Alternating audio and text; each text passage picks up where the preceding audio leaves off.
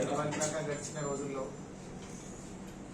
ఓల్డే రోజున అలానే ఆ తర్వాత గడిచిన రోజుల్లో కొన్ని చోట్ల కొన్ని సంఘటనలు అవాంఛనీయ సంఘటనలు చోటు చేసుకోవడం జరిగింది. వీటన్నిటిలోనూ కేసెస్ రిజిస్టర్ చేశాం.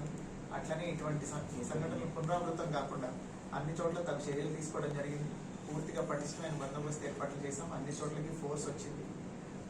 పూర్తిగా జిల్లా వ్యాప్తంగా 144 సెక్షన్ విధించడం జరిగింది. ఆ 144 సెక్షన్ని అమలు చేయడంలో కూడా పూర్తిగా చర్యలు తీసుకున్నాము. క్లియర్గా మీరు ఇప్పుడు వస్తుంటే చూసుంటారు. ప్రతి చోట కూడా ఎవరు గుంపులుగా తిరగకుండా అన్ని రకాల చర్యలు తీసుకున్నాము. అట్లనే ఈ సంఘటనలకు పాల్పడిన వాళ్ళని కూడా అరెస్ట్ చేయడం మొదలైంది. పూర్తిగా సిచ్యువేషన్ కంట్రోల్లో ఉంది. అందరూ సంయమనం పాటించి ఇట్లాంటి ఉద్రేకాలకు పోకుండా ప్రశాంతమైన వాతావరణం నెలకొనేలాగా సహకరించాలి. అయితే అప్పటిదాకా అని ఇచ్చారు ఆర్డర్.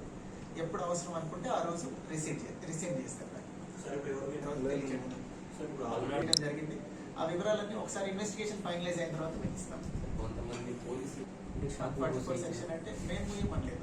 3 కన్నా ఎక్కువ మంది చేరదంటుంటే వాళ్ళకి ఎవరు రావట్లేదు కదా, రోడ్డు మీద ఎవరు తిరగట్లేదని వాళ్ళు అంటే వ్యాపార సంస్థలు సంతేపల్లిలో ఎక్కడ పోసారు.